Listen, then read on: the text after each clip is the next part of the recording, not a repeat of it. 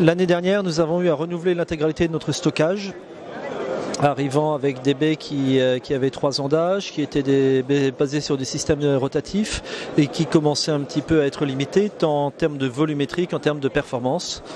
Nous avons donc conduit tout un projet de bascule et de migration entre de la technologie rotative vers de la technologie SSD.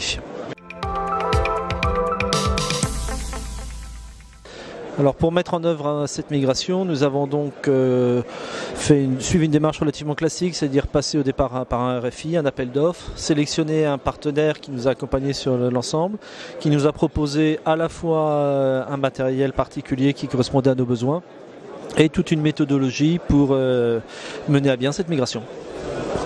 Quelles difficultés vous avez rencontrées ? La difficulté principale, c'est le dérapage en termes de temps. En effet, sur la migration de stockage, d'un côté, nous avons la très grande majorité du stockage qui est clairement identifié, clairement maîtrisé. Et puis, il y a tout ce qui est fond de panier et qui, là, derrière, peut entraîner des opérations beaucoup plus complexes, donc du délai, donc du dérapage dans le temps. Quels résultats vous avez commencé à obtenir et est-ce que vous en attendez un ROI particulier ?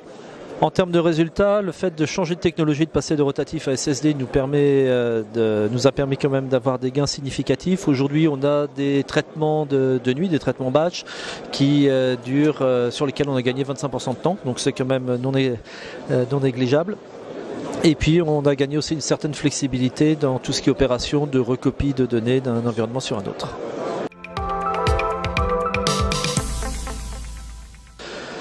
Sur